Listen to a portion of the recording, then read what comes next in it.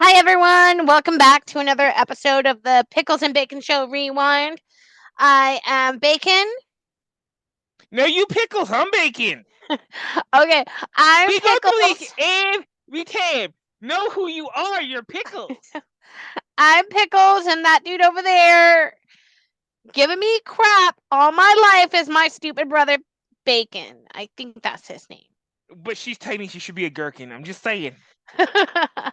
Anyways, all right, you guys, we are here to discuss the 1934 version of Imitation of Life. This movie it means a lot to me because Deke and I are both familiar with the 1959 version with Lana Turner. That was just 11, by the way. This is not 11. That was Itachi. Oh, that was Hitachi. Um, Can you all still hear me, by the way? Can you all see me? Because she walked all over the keys. Can you all still hear I me can and see hear me? you. I can see Okay. you. So yeah, this movie, the 1934 version of Imitation of Life. Deke, what do you know about this movie? This one? Yeah, I know that the remake was with Lana Turner, but this one I think is with Claudette Colbert. yeah. And this one, just me, is better than the one with Lana Turner. I mean, I don't disagree, but I think this one, compared to Or the at least 19, tells more of a story. I think they both tell a story, and I feel like both of these films, this version and the 1959 version, can exist on their own Be terrain right and back, y'all. Talk amongst platforms. yourselves for a second. Be right back. I'll put it on pause. All right, so I think this, like I was saying, I think both of these films can exist in their own right. Like, both are uniquely different, but they keep to the same sort of um facts that are in this movie and in the book. Have you ever read the book of Imitation of Life? I have not, but I would love to. I've never read it, and I don't know if it's in the library, but anyways, let's get into it. I'm gonna share my screen. Now I have a question: is the book titled the same or is it different? I think the book is called Imitation of Life. It's by Fanny Hurst, I think. And I think it was written in 1931, and Mm-hmm. then they optioned it for a film, which is the film that we're discussing today. But let's go to Wikipedia and let's learn some facts about this movie, shall we? Yep. You gotta let me know if you can see my screen. I can see your screen. All right. Give me a second. All right. All right. So, Imitation of Life is a 1934 American drama directed by John M. Stoll. The screenplay is written by William Harbault, based on the Fanny Hurst's 1933 novel of the same name, was augmented by 8 additional uncredited writers, including Preston Sturges, Finley Peter Dunne, and the film stars Claudette Colbert, Louise Beavers, Warren Warren Williams, Rochelle Hudson, and Freddie Washington. The film was originally released by Universal Pictures in November of 1920, November 26, 1934, and re-released in 1936. A 1959 remake of the same title was directed by Douglas Sirk and will be featured on this show later on, probably in the new year. We'll see where we can fit it in. In 2005, Imitation of Life was selected for preservation in the United States National Film Registry, being deemed culturally, historically, and aesthetically significant. It was also named by Time magazine in 2007 as one of the 25 most important films of race. It was nominated for Best Picture, Assistant Director, and Best Sound Recording at the 7th Annual Academy Awards. Can you still see me, Deke? I can see you. All right. And a little bit about the production. Fanny Hurst's inspiration in writing her novel Imitation of Life was a road trip to Canada she took with her friend, an African American short story writer and folklorist Zora Neale Hurston. The novel was originally to be called Sugar House, but was changed before publication. Molly Hero of the University of Portland wrote that the script of this film closely followed the storyline of the original novel. Universal borrowed Warren William from Warner Brothers for the male lead, but the studio first wanted Paul Lucas for the part.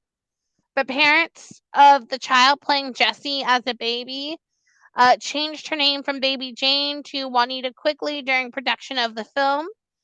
Claudette Colbert was borrowed from Paramount.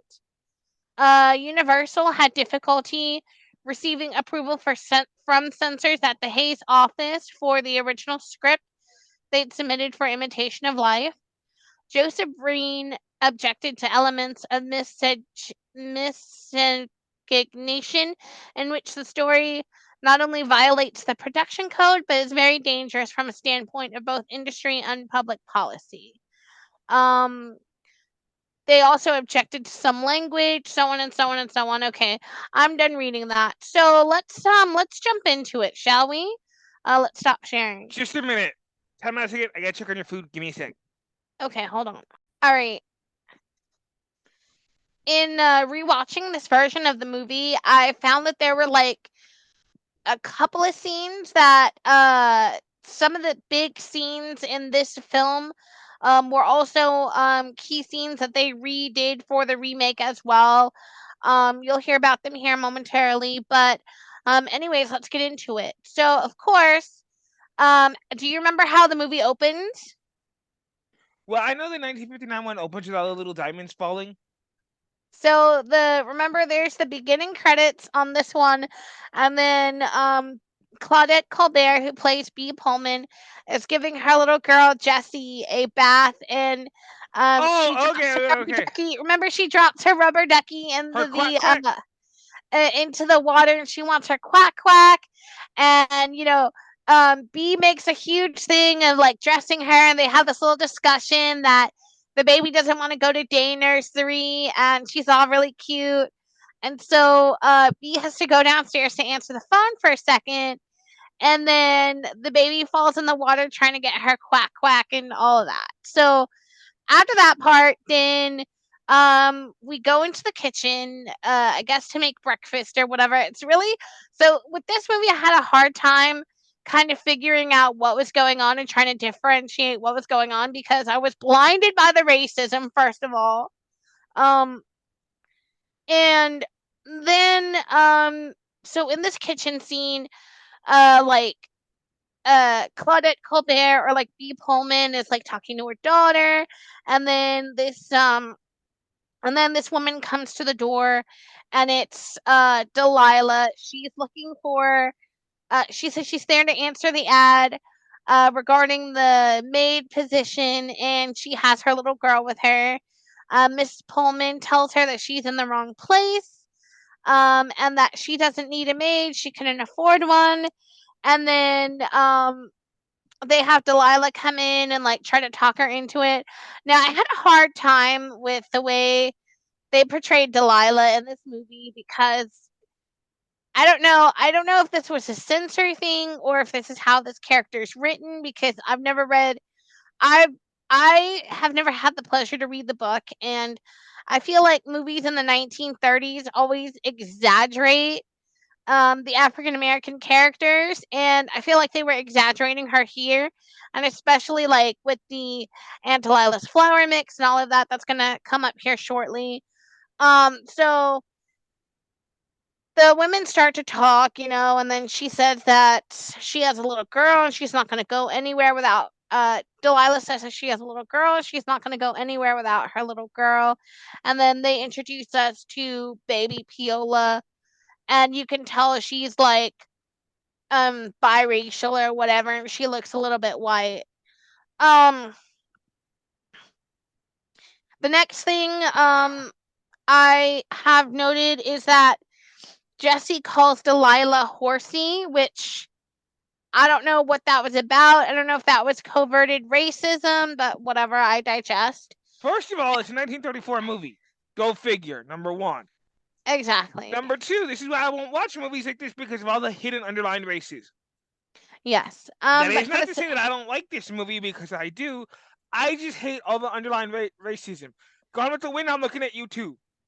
Gone with the Wind is going to be very hard to react to. But anyways, so B and Delilah are still having this like conversation, and she's trying to convince her again if she needs a maid, and then um Delilah makes B these pancakes, and then she has this idea because she's going to go sell syrup on the boardwalk, which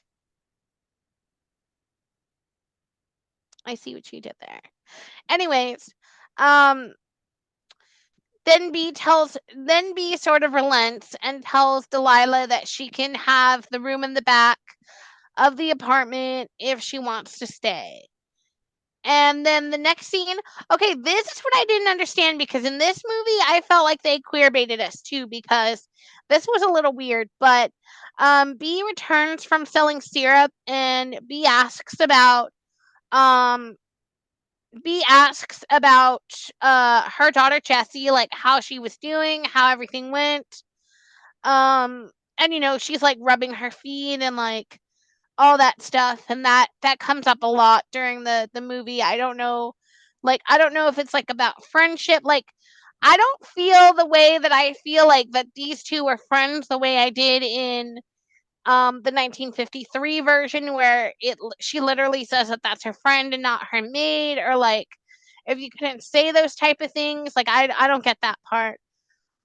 So the next thing is B is then on the boardwalk and she's like trying to sell her syrup, and she sees this restaurant that has a sign out on the front that says to rent or to let. And of course, B chats up the owner and like makes a deal with him to rent out this apartment because she has an idea for Delilah's pancakes, which first of all, she didn't even consult Delilah. She just did this on her own, by the way. Let me just stop you right there really quick because I look, excuse me, I looked at the definition of what horsey meant in that era.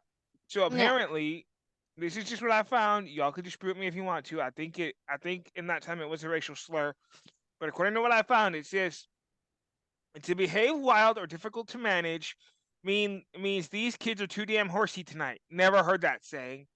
Second is looks or behaves as a horse. That posh British horsey. That one sounds like it's British. Yeah. And Thank then you for that. the third one is when you lose self control under the influence of alcohol of a highly intoxicated person. It's my birthday on Saturday. I want to get horsey. Those are not fucking saying. I've never heard anyone say it like that, but okay. That sounds like Um, that's some British UK shit. probably. I don't doubt that. Sorry about that. All right, so B's chatting up the guy at the restaurant, right, Deke? And then like she's making all these plans. She didn't even consult Delilah. Didn't even ask her, by the way, for the recipe for these pancakes. She just starts doing it, right? Mm-hmm. And then B comes home. She tells Delilah to get some cleaning products because they're gonna go to the restaurant, and then B tells him to and then Delilah says, "Oh, did you inherit money? Did someone die? Because where did you get this restaurant?" And B says, "No." However, prior to this, because I don't know, I wrote these notes, but these were some of the things that I remembered. That there's several scenes again with B coming home and Delilah rubbing her feet, which is kind of gross. And then I remember there was one particular scene if Delilah asked B if she was in love with her husband, which again that was kind of weird because they in neither movie, Deke, they never really mention what happens to the husbands of these ladies, so you don't really know. And then No, I thought in the one with Lana Turner, she said that her husband died. I could have sworn she said that. yes. I could have Uh, sworn she says that on the beach scene when she's talking to the Forgive me, all, because I don't remember the lady's name in the movie, so I'm gonna say the it's African American Annie. what Annie. Thank you. When she's talking to Annie, I could swear I heard her say that her little girl's father died. Unless there's Did Annie you, that said it unless I'm thinking about that backwards, and there's Annie who said it to I think both of their husbands died, but I don't think it I don't I'm not sure if it was made 100% clear. Um and then I also I noted mean, she got rich somehow. yeah, I also noted that the way they keep filming Delilah in this movie, like the way they make her exaggerate her features and the way she talks, kind of makes her sound, kind of tries to make her sound really illiterate, or like she doesn't really have the understanding of what's going on, which I didn't appreciate, but that's okay. So of course, also another note that I have listed is that the Hays Code prevented black actors from being like big stars in Hollywood, which I don't get because why? Anyways, back to the movie. So they're now in the restaurant, and B is just kind of hanging out, like while Delilah's in the back, because now they live in the back of the restaurant. That's like their apartment or whatever. And this weird guy stumbles into the boardwalk, into like on the boardwalk into the restaurant, and B they her and him and B start talking, and B makes him some pancakes, and of course this guy eats the pancakes, and he's like, he gives a speech about like telling the Coca-Cola guy to bottle it and sell it, and he's like, I'm gonna tell you to do the same thing, box it and sell it, and then the next thing you know, we're watching the production of Aunt Delilah's pancake flour. And the picture of Delilah, by the way, looks sort of kind of exactly similar, like accidentally similar on purpose to um something else that we're used to, something called Aunt Jemima. I mean, I'm just saying it looks alike. It looks alike. They look exactly alike to me. I'm just saying, like, I don't know. Anyways, business starts booming, and then at one point you see a sign that says over 32 million that were sold, I believe. And they're like getting there, and I think this is where we see sort of it hasn't jumped time yet because they're just starting out. But the next thing that I remember is, okay, so this next scene was one of the same scenes that's also in the 1959 version, and it's the school scene where it's heavily raining, and Delilah tells B and Jesse that Peola forgot her umbrella and her rubbers, and she's gonna go take it to the school, right? So Delilah goes to the school, and she says her daughter's in class 3B, which is also the same in the Lana Turner version.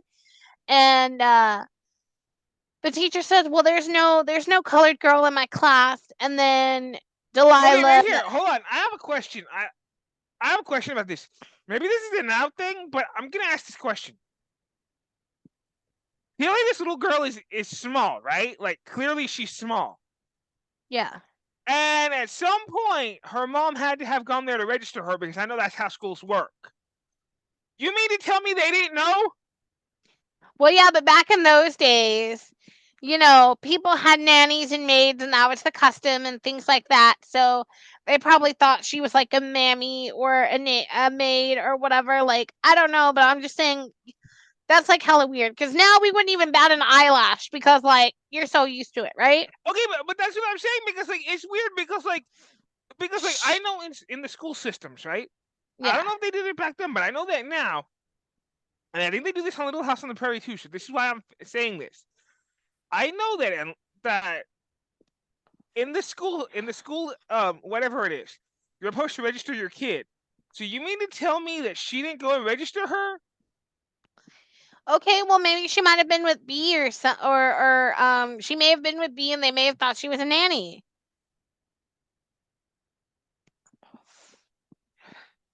I don't know. I just watched the movie.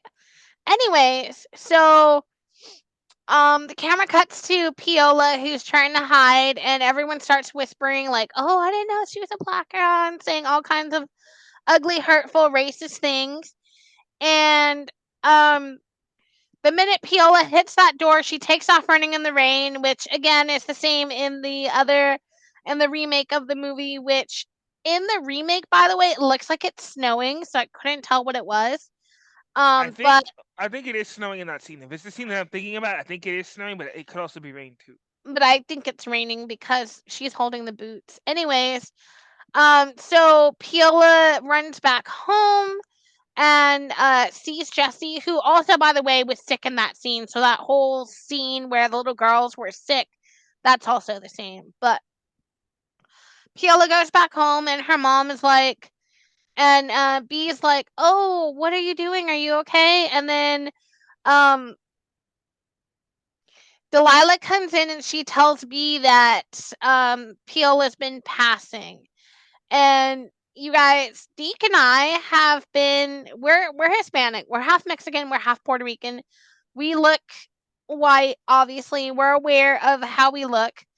And I know that we'll never have that experience of understanding what this child was going through, but we understood exactly what she was talking about. But hearing hearing Delilah say to be she was passing triggered me so bad that Why do I you was think I like can't watch this movie? Why do you think I can't watch this movie? for her to say, not only just say it, but I guess to be conscious of it in that in such a time.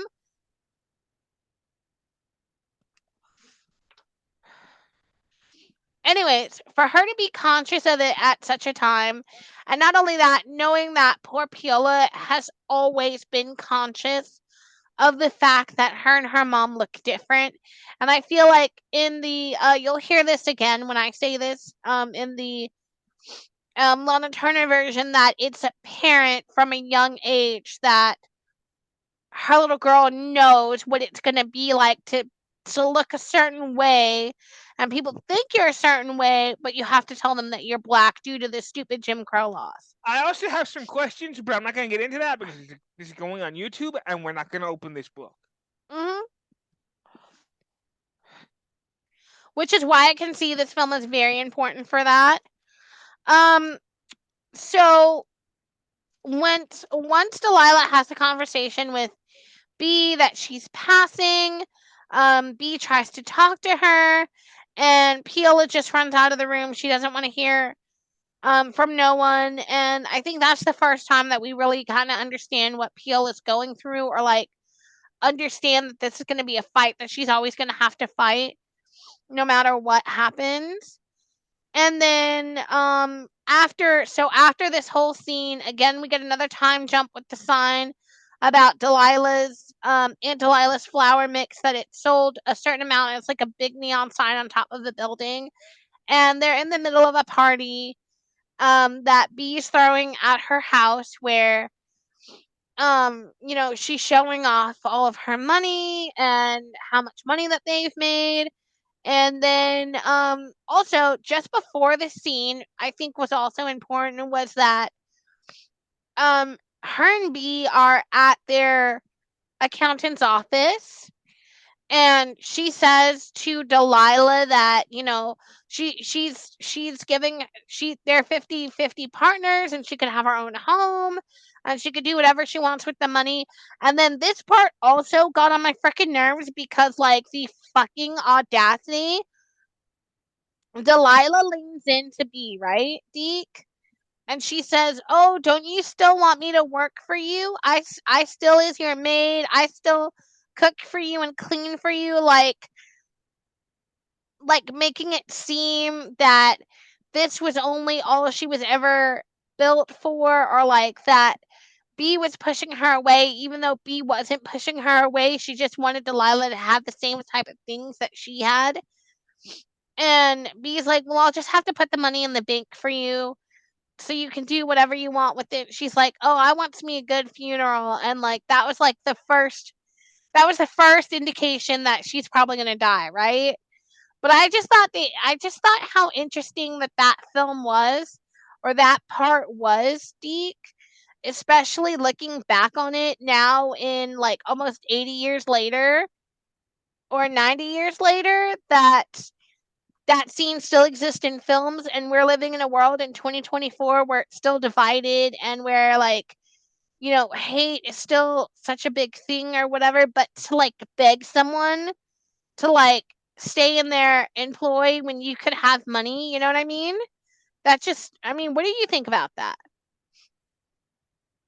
That kind of irks me, as you said. Like that really irks me because I'm like, now, okay, you know what? Screw it. This is bothering me. I'm gonna put this out there, y'all. I'm sorry, ladies. If I offend you, I'm sorry, but I gotta say this. Is there an underlined? How can I say this? Is there an underlined situation happening here with the little girl because she's mixed? That are they trying to imply that maybe she was, for lack of a better term, R-worded?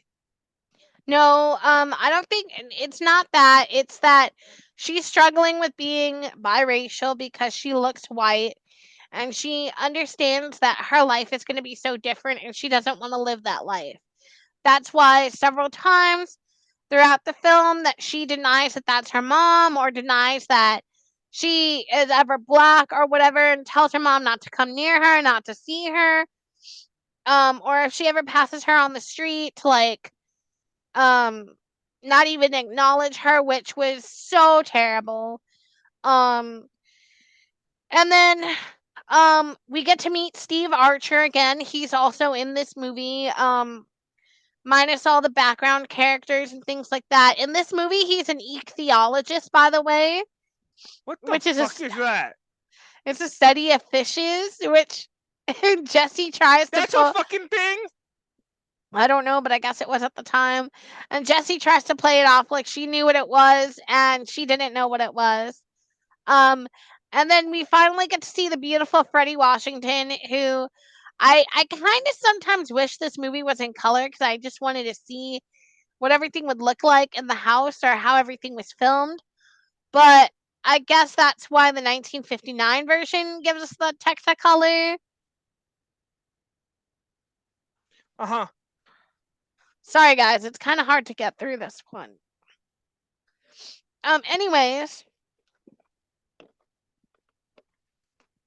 Steve, the Steve Archer's arrival has a funny, like little beginning because he's like staggering around on the porch of Bee's house, trying to find the doorbell. And Bee takes a minute to like lean out the window because she's like getting tired of everyone. And she like calls him on it. He's like, I'm looking for the doorbell. And she's like, oh, it's like right there.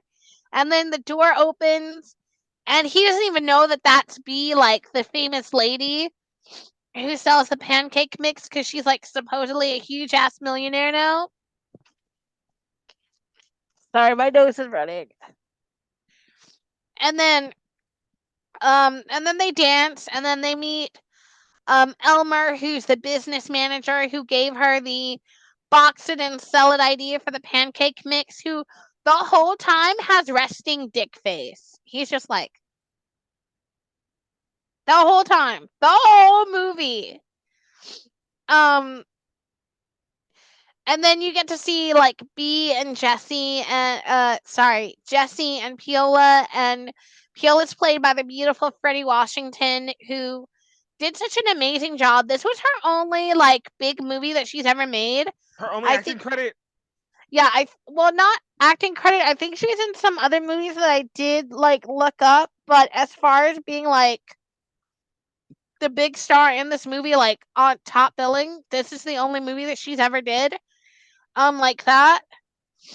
And she's all dressed up for the party and her mom is all dressed up for the party, but um I noticed that they're quite separated because there's a scene where Piola says that she's going to go to bed, and then Jesse goes to bed, and then B and Delilah, you see, they're going to bed for the night, right? And then like they walk out of the same room together, and Delilah goes down the stairs, and B goes up the stairs, and you could just see like it's divided by like the staircase and everything like that. And I was just like, wow, that was such a powerful shot in the film. And then, of course, the same, and then again, the same storyline is, Jesse falls in love with Steve and she tells Delilah, and then Delilah tells her mom, tells Mrs. Pullman, that all stays the same. And then one of the last things before I give my last thoughts on this film is that, um, there's a part where Piola leaves and she goes to live in, I guess she goes to live in a different city, and she's working at a restaurant as a cashier and she's having a great time. And she denies even knowing her mother. She's going to get her mom kicked out of this restaurant until B goes in there and then tells her she has no right to do that. And we can see that Delilah's starting to get sick, and that's when you know, okay, this is the end. It's coming to the end. And then the And there's last the thing, part that pisses me off, y'all. In the both last movies, this shit pisses me off. Go ahead, Pickles. the last thing that is the same with this movie is the big elaborate funeral, the white horses, the promenade, the song, everything about it. And then Piola running through the crowd saying that she killed her mother. And then and you would think the movie ends here like the 1959 movie, but it doesn't. This movie actually ends with B and Steve breaking up, saying that, she needs some time because Jesse is in love with him, and he, even though it's not reciprocated and he rebukes her advances, but she's going off to college and she wants her daughter to be happy and not be hindered by him being around, knowing that he was going to marry her mother because they were going to get married at some point in this film. And then, the credits roll up and it's over. Which I was glad it was because I couldn't tolerate it anymore. But that's pretty much this movie in a nutshell. But The fucking audacity of her. yeah, Now the you want to be part? No, no, ma'am. No, ma'am. Go the fuck on somewhere. Oh, now you want to be over here crying, bitch. Bye. but Deke, the reason I wanted to review this movie is because I think films like this version of Imitation of Life and other films that sort of depict this violence and racism are very important, especially in this day and age, because like I said, we don't live. I mean, we still live in a world where people are hateful like this, and they're trying to divide everyone. And for us, like watching this and seeing the blatant racism and microaggressions, first of all, really hurts my soul. And being like, they were Why do you allowed think to, I don't like movies like this? I won't watch this, and I won't watch Gone with the Wind in protest. yeah, I and won't. I then won't do it. being like, um and then notice some of the camera angles and how they're not allowed to say certain things, like B couldn't say that that was her friend or her business partner. She had to be her maid. She had to be, her help or whatever. And I know that in the movie it's made apparent that that's not what B thinks or that's not how B treats her, but it's still clearly a thing that does happen.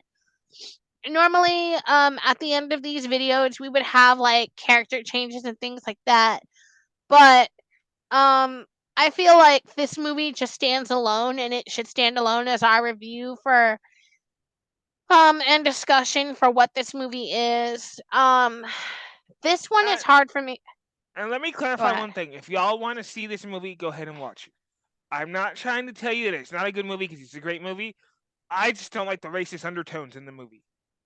Yeah, this one I prefer the Lana Turner version. I like that one a lot more because I think the characters are more fleshed out, and I think that it's clearly apparent that Laura and Annie were friends and all of that.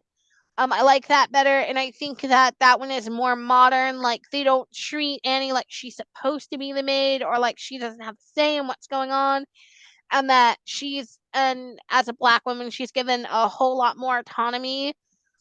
In this one, I don't know if the director or if the character Delilah is written to be the way she is, but to me, it seems like it was just depicting black people as sort of dumb and like can't speak correctly, and they have the big eyes, and they're supposed to be, a certain way, which I really didn't care for.